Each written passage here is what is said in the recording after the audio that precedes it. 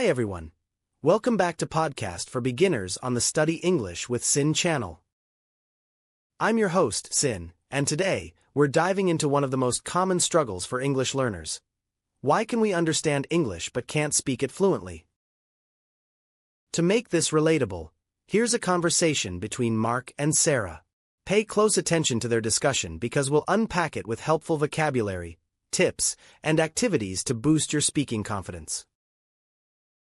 Plus, as always, there's a free PDF for this episode with key phrases and vocabulary to help you practice your English.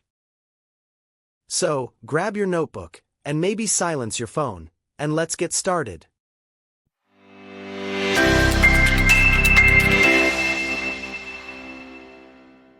Hey Sarah, I've been meaning to ask, how's your English practice going? You've been studying for a while, right? Oh, don't remind me, Mark. It's so frustrating. I can understand most of what people say or what I watch online, but when it's my turn to talk, my brain just freezes. I've heard that from so many people. You're not alone. Actually, I had the same issue when I first started learning Spanish. It's like your ears work perfectly, but your mouth doesn't get the memo. Exactly. I can hear and even think in English sometimes. But speaking? That's a whole different story. Why does this happen? Well, from what I've read, it's because understanding and speaking are controlled by different parts of the brain. Listening is more passive, so we're just processing the information. But speaking? That's active, and it takes more effort because you need to recall vocabulary, form sentences, and say them out loud, all in real time. Ugh, no wonder it's so hard. I feel like I know the words, but when I try to say them, they disappear. That's because of something called the output block. Basically, you have the knowledge in your head, but you haven't trained your brain enough to produce it on demand. So, how do I fix that? Do I just need to talk more? Pretty much. Speaking is a skill, like playing the piano or riding a bike. You can't just read about it, you have to actually do it. Easier said than done, Mark.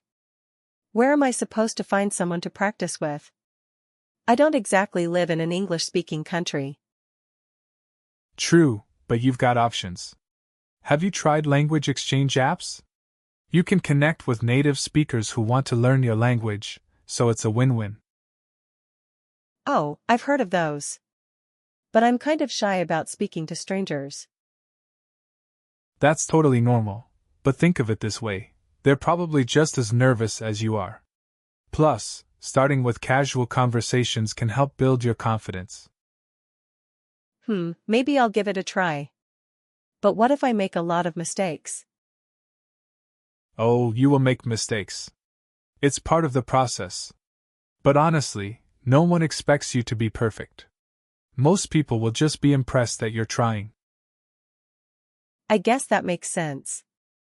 Do you think watching TV shows or listening to podcasts can help with speaking, too? Definitely. It's not just about watching, though. Try shadowing. Repeat what the characters are saying as you hear it.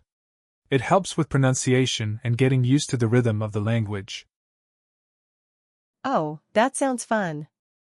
I could pick a show I like and pretend I'm part of the dialogue. Exactly. And don't forget to talk to yourself, too. Talk to myself? Won't people think I've lost it? Maybe, but who cares? Practice is practice. Narrate your day in English or describe what you're doing, even if it's just to yourself. That's a good idea. It's like creating my own little English bubble. That's the spirit. Also, set small goals for yourself. Like start with 1-minute conversations, then work your way up. I like that. Small steps are less intimidating. Exactly. And here's another tip. Don't focus too much on grammar at first. Just focus on communicating. Fluency comes with practice, not perfection. You're right. I think I've been overthinking everything. That's common. Language learning is as much about confidence as it is about skill. Thanks, Mark. You've really motivated me to give this a proper shot. Anytime, Sarah. And remember, the more you speak, the better you'll get. Let's have our next conversation entirely in English. Deal. Just don't laugh at my mistakes, okay? Never. Mistakes are proof you're learning.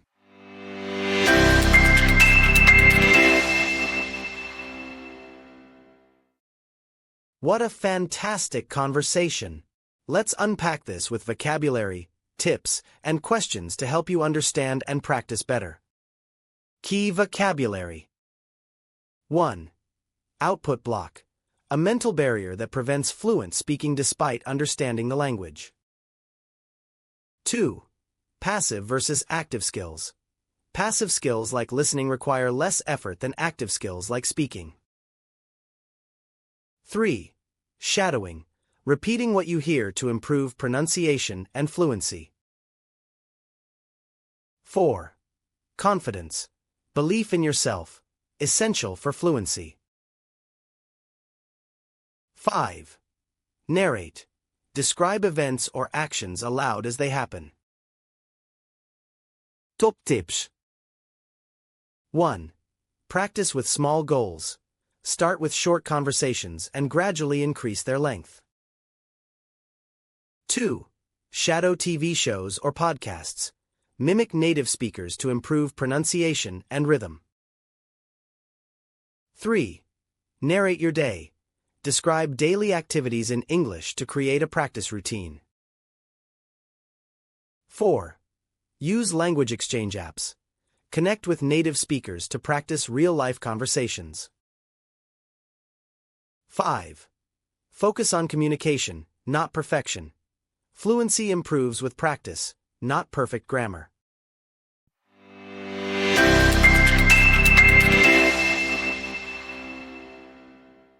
Remember, the road to fluency isn't about being perfect. It's about practice and persistence. Don't let fear of mistakes stop you.